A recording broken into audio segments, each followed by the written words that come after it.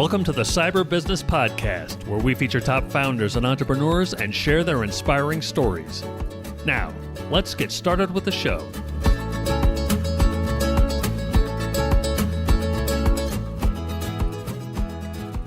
Matthew Connor here, host of the Cyber Business Podcast. Today, we're joined by Kevin Carpentieri, CIO at MWW. Kevin, welcome to the show. How are you? Pleasure to be here. Fantastic, and pleasure to have you. Before we get too far in, a quick word from our sponsors. This episode is brought to you by cyberlinks.com. That's cyberlynx.com. Do you know if a hacker's in your system? Most people and most companies don't until it's too late and the hacker's already done damage. A hacker's job is to bypass your security, so companies need a way of knowing when someone's gotten past their security. That's where Cyberlinks comes in. We've partnered with the best cybersecurity companies in the world to be able to provide our clients with the best solutions at the best price. So whether it's managed SIM, SOC, EDR, MDR, XDR, you name it, we'll help you find the right solution at the best price. Contact us at cyberlinks.com. That's cyberlynx.com. And now back to our show. Kevin, for those who aren't familiar, can you tell us about MWW and your role there as CIO? Sure. So MWW, or Manual Woodworkers and Weavers, as they're fully known, 90-year-old family-run textile and apparel manufacturing business in the western North Carolina area, Hendersonville, North Carolina, to be specific. If you haven't been there, it's gorgeous, pretty much all year round. They've marketed and worked very heavily with B2B partners to offer on-demand printing services on things you wouldn't necessarily think would be printed upon, like rugs, blankets, pillows, all sorts of home apparel, home textile, hoodies, T-shirts, shorts, bathing suits, the full gamut.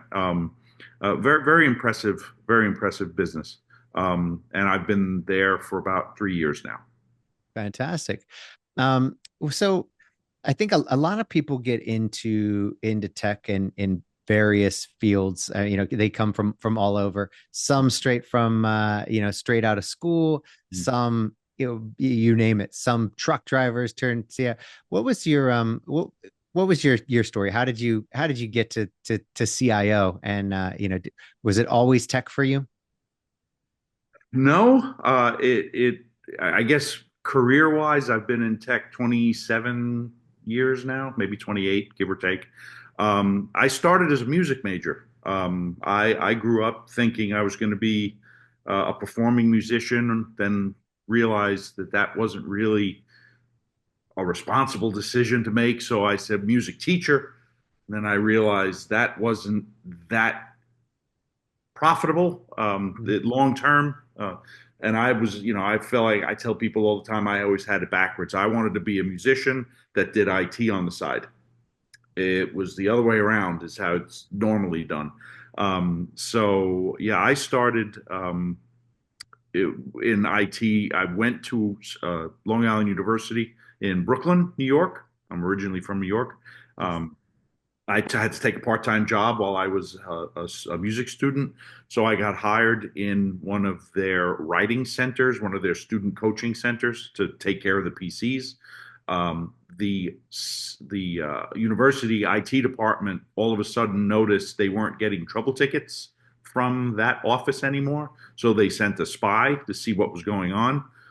6 months later, I had a full-time job with the university in IT. And it's just been kind of a whirlwind since then. That was that was like 1996, 1995, a while ago. But from there, I fell in love with networking. My first day on the job was 12 plus hours because there was an outage, and I was the last man standing in the data center at the time. So I was on the phone with, I guess it was Verizon at the time, and the CIO at that moment was telling me how to enter commands on a Cisco router. And I just kind of fell in love with it. And from there, it was network engineering, manager of network engineering, network director, all the way up to, I spent quite a bit of time with BMW manufacturing after leaving the city of New York, and then wound up at MWW. That's fantastic. So I mean, that's quite a transition. I mean, BMW to M. I mean, okay, fine. They're both three-letter acronyms. Yeah. Get it. Yeah. But besides that, I think they're kind of worlds apart in terms of the similarities, right? I mean, Yeah. that's quite a transition to go from Yeah. a very large organization like that to a kind of family-run Mhm. textile company. Yeah. What was that like? It was painful for me because it was frustrating because I knew what was capable, I knew what was out there when you have a big enough juggernaut behind you. Um, just as an example, in licensing costs, right? What BMW spends for Microsoft licenses, we will probably never see that number at MWW, but you get a certain amount of support, you get a certain amount of attention when you have problems. Um, at MWW, they never got that kind of support. They just acquiesced to being nobodies. And I said, no, that we can't work that way. I said, whether it's a $5,000 purchase or a $500,000 purchase, it's a purchase, and somebody somewhere has to help us if we're having a problem.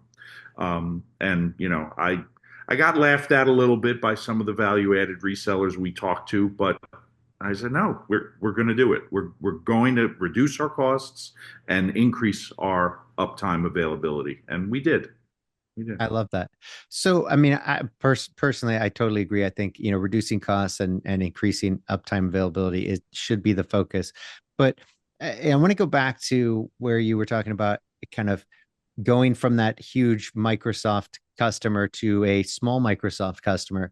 Did you find a way to get the support from Microsoft that you were getting from BMW, or was that kind of part of the culture shock? That was part of the culture shock. We made some progress in the first year and a half I was there. We had a named Microsoft account rep. They never had that before. So I was like, okay, we're moving in the right direction. But then, of course, every 9, 10 months, big companies like Yep. Microsoft change the way they do things because they're trying to be more efficient and more cohesive as an organization. So I never heard from that rep ever again. But the MSP stepped in and kind of helped. But of course, they work in a different model too. They're like, yeah, we'll help you sign a contract, sign an hourly rate agreement with us so that we'll give you, contracting help. And I'm like, well, I really don't think that's what we need yet. And we did use them once. We had no choice. And it was good. It was fine. But the overall experience was definitely shocking. Because I had funny you mentioned the three-letter names, right? When I look back at my resume over the years, I'm like, it seems like I've only ever worked for LIU, Long Island University, Advanced Publications, API, the Computer Science Corporation, CSC. I'm like, what is with all these three-letter acronyms? But that was just luck of the draw, I guess. But they definitely instilled in me when I was with BMW the ability to you ask for it. You may not get it, but you ask for it, and you'd be surprised what those value of 100,000 plus employee companies just asking may get you. Now I tried that when I went to MWW, and it didn't really work the same way, but I guess they The were figures. impressed. They were impressed that I knew to ask. Yeah. Yeah. Look at the balls on this guy coming, Yeah, coming in and exactly. asking for stuff. We That's did great. get some good trials and some good demos to try out some new things and implement Power BI. Oh, What's that? Oh, let's give it a try. Let's see how it goes. And within minutes, we were able to kind of dashboard something that they were spending days on an Excel spreadsheet trying to make a pivot table work. And I'm like, right. just use Power BI, click, done. Oh Yeah. wow, we didn't know you could do that. So Yeah. No, that's great. So you'd also mentioned kind of, how do more with less, if you Yeah. will, right? I Yeah. mean, with reducing costs. Let's go into that a little bit because I think for a lot of organizations, regardless of the size, I mean that's always a focus. How can Yeah. you be more efficient? How can you do more with less? And I don't think it's necessarily in a bad way or that's a bad thing. I think it's a great perspective to have Yeah. when implemented right. When Yeah. implemented incorrectly, it can be very dangerous and Right. to the organization. But Yeah. when done right, done properly, I think it can be really beneficial. Things like you touched on, just Microsoft licenses Hmm. alone. I mean, I know for a lot of small organizations, if they don't have good onboarding and offboarding processes, for their employees, suddenly a few years go by and they've had some employee churn, and now suddenly, they've got half a dozen, a couple dozen licenses just out there floating that are unused, and they're like, "What? We've still been paying for that?" Well, Right. yeah, you didn't have a process in place, right, to Right. take care of it. So yeah, and so you've been paying. It's Yeah. not a huge amount, but that stuff adds up, Oh over yeah. time. Mhm. So let's talk about that a little bit. What are some of your insights there that you've learned along the way? So one thing I noticed at MWW when I first started was a lot of the people, and it's a small team that I managed. It felt at first like they were afraid of change. And I told them in our first kind of meetings together, I said the one thing I do not want to hear when I ask you why do we do it this way is we've always done it that way. Because over time, people forget why they did it that way to begin with. So looking to change, looking to automate, looking to not do things manually, and that's one of the jokes in the company is the name is Manual Woodworkers and Weavers. Why wouldn't we do things manually? Yes. Um, that's not how it should go going forward. Um, so we looked at kind of what everyone was doing. We looked at, and I asked, what does everyone want to do? And then they started realizing that unless you changed a lot of your manual processes, you'll never have time and the ability to do what you want to do because you're too Sure. busy doing the manual fixes. And by the end of probably the end of the first year, just find that, by the end of the first year, we had started implementing newer processes, newer procedures that automated and put the response and the responsibility, I should say, onto the requester for actually self-serving and taking care of their own problems. Yes, there were still things that we had to do, but even the things we had to do, why have to rewrite and learn a SQL query when you can script it and just enter your variable and say submit and have it just be a button that you click as opposed to, you know, spending an hour in SQL Management Studio figuring out that you forgot a comma. Yeah. Yeah, exactly. So really it comes down to, a lot of it was automation then is what I'm hearing, kind of making it. Yeah, yeah. Where automate wherever possible, simplify wherever possible. Where they do it's a small company, but they have a big reach, right? They have a lot of customers from the kind of smaller Etsy shops to the big Amazons and Walmarts of the world. So you have to be able to handle them both accurately, I'll say, Yeah. is a better way. Anytime there's a manual process, there's room for error. Anytime there is a physical person that touches this, then it goes to the next person, then it goes to the next person. Happens all the time that we do that. Do we?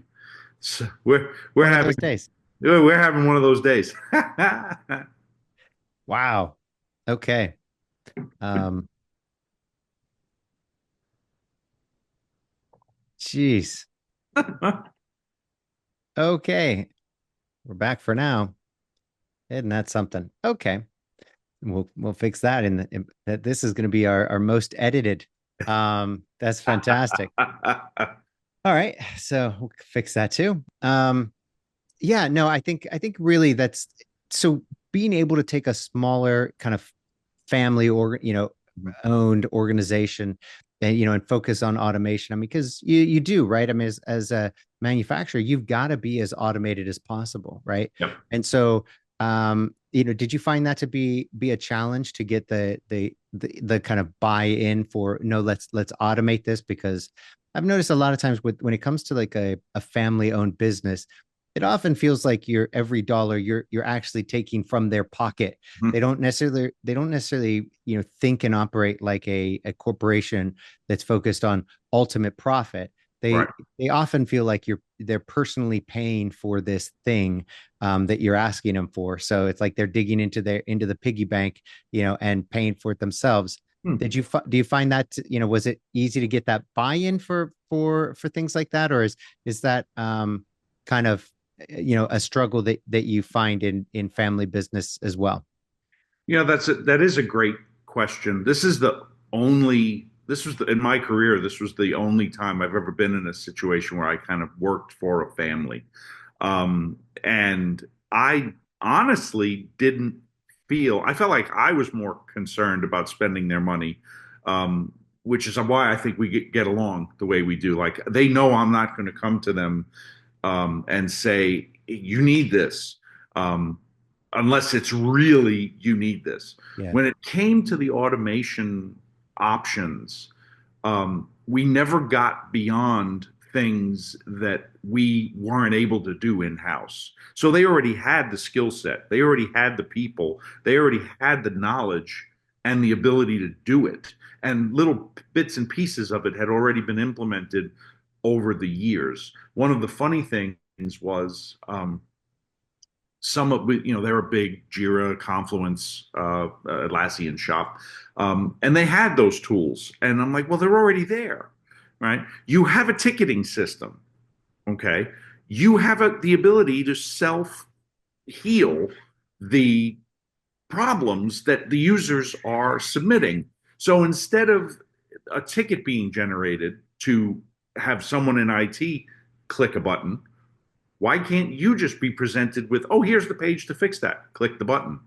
Yep. That's how it should be, right? Yeah. So, and all of that was able to be done with very little effort. Nice. Now, that kind of concept for the first year and a half was let's pick off all these low hanging fruit, right? Yep. The ones we could, and we did, right? That lower level of that tree was bare. Um, now the challenge is okay, how do we take it to the next level? Right? You can play around with Power BI, but until you really embrace it and really learn it and really implement it, which is an investment, you can't get the full bang for that buck, you know. Yeah. No, that's a good point. And so what then happened then with Power BI, for instance? Did you get that buy-in? Were people investing the time to be good at it, or was like, they'll just scrape off the first top little bit to help? And That initiative did stall, and a lot of that again comes from the way Microsoft originally pitched it, and then the way it developed. I guess it's part of the Dynamics platform now, and now that's a whole separate buy-in. No, that it went from a great idea to super expensive yeah, like that. yeah, Yeah. no, that's fair. Yeah. So let me ask you, I think, AI is on everybody's minds these days, and Yeah. I think rightfully so. It is, I think, the future, and love the choppy video. That's Yeah. fun. But where do you see it in terms of since you're right there in the kind of textile manufacturing business, where do you see it in terms of textile manufacturing, let's say, to start? Well, it definitely has the ability. I mean, we've implemented a couple of tweaks and tricks utilizing AI, mainly around just, I don't know how much I can technically say, but I'll say more accurate color profile matching. Cool. Super easy to do. But when it comes to quality, when it comes to defect reduction, it's simple to it. I don't want to say simple because everything's simple if you have the right people, but it's attainable, and it's something that needs to be embraced, um, and really could be more widely in the industry. I think it's just a matter of integration in the right steps of the manufacturing process to be able to tell if a seam is off, if an image is crooked, if something's out of place. Um, when it comes to dealing with pattern art and things like that, it's a little trickier, right? Because it's supposed to look like that. Is it really? Yeah, it's supposed to look like that. So it would eventually wind up with a human, but it'll be a lot faster if the PC can eliminate 80% or the AI can eliminate 80% of the problems before a human even has to touch it. Now, do you see that as being one of the things where AI is going to be able to take a company like, MWW and largely handle most of the manual data? I mean, once you've got kind of like the robot in there, is this something where it's like, yeah, you're going to want this whole manufacturing thing to be done, with robots, not people? And Mm.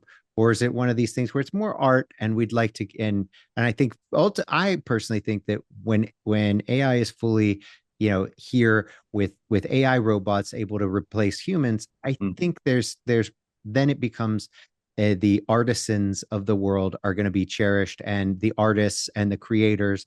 I think that's where the real value is going to be. You're not going to want to go to the theater and see robots on stage, even if they Right, look like humans. Who right, cares, right? right. It just doesn't matter. I don't want a watch that's made by a robot. Mhm. I don't care, right? It's kind of soulless. So I think there's going to be a lot of that continues. Do you see that in a company like MWW?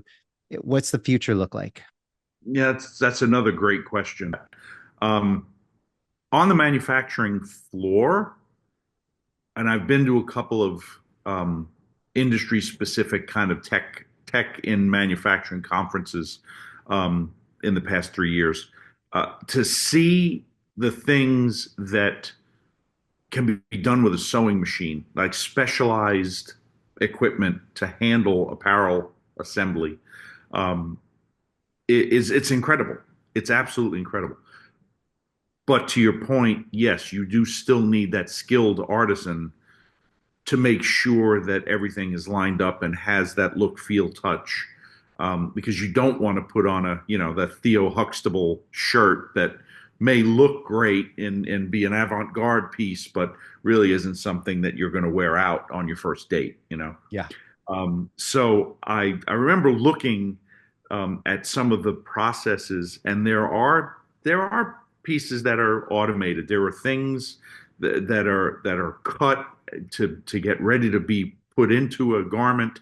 That it's really just being scanned by camera and laser lines and cutting out the pieces. Yeah, it makes total sense to implement those types of solutions. But at the end of the day, there's still someone there that's going to make sure the final piece makes sense. Um, I think there will be changes. I think in the QA side, there's a lot of opportunity for correction, and catches that wind up reducing waste, which is all the name of the game, right? It's all about the being as efficient as you can. If you're making two garments but you throw one out, no, that wasn't exactly the way to do it. Yeah. Well, let me ask you. So then, in terms of MWW being a U.S. based, Yes. long-standing, American company, Mhm. what's your view on more manufacturing coming back to the U.S.? I think personally, I think it makes a lot of sense to investigate those options. Um, I I think it's not to get political, but there are reasons there are pros and cons to our current economy. or the direction, I should say, that people are trying to take our current economy. But the having the people here, having the skill here, having the facilities here, um, definitely makes sense. You can feel you kind of when you walk the facilities, you feel a certain way, and it's kind of something you can't put your can't put your finger on it most of the time. But if you've walked a foreign manufacturing floor, um, it may feel more clinical. I'll say it that way. Sure. But also, I feel like when you're our spirit and the way we've worked these past 3 years that I've been there, it's more immediate team driven response, right? This is wrong. Let's go fix it right now. As opposed to let's have 17 meetings about why it's wrong. No, no, no. Let's go fix it. Yep. So I would love to see that expand more. Yeah, ditto. And I think the technology's there. I think that'd be a good thing as well. So yeah, but again, not to get political, but Yeah, I think just from a business standpoint, yeah, I think that it would be we've got all the right things. So yeah, why not? Right. yeah. Love it. So and then in terms of like kind of utilizing AI Hmm. in terms of IT and security, Hmm. um, is that something that you're seeing a lot of, kind of, on the ground floor there at MWW, and the future is bright for, for IT and kind of the and integrating AI into it, even at that kind of smaller manufacturing level?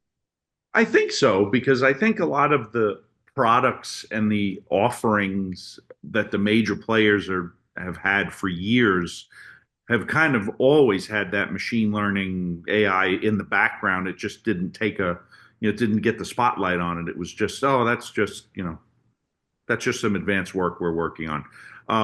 But you're using these cloud-based platforms everywhere you go, whether it's Microsoft, Google, whatever. They're taking steps to try to make you safer. We feel that because there's things that I don't have to necessarily worry as much as I used to about cyber posture because I know the clients have endpoint protection on them. I know their logs are being sent somewhere and being monitored, and it's not. 80% of the time, it's probably not a person watching all the red go up the screen. It's a machine that's looking for the specific call outs to then throw a red flag and get somebody to look at it.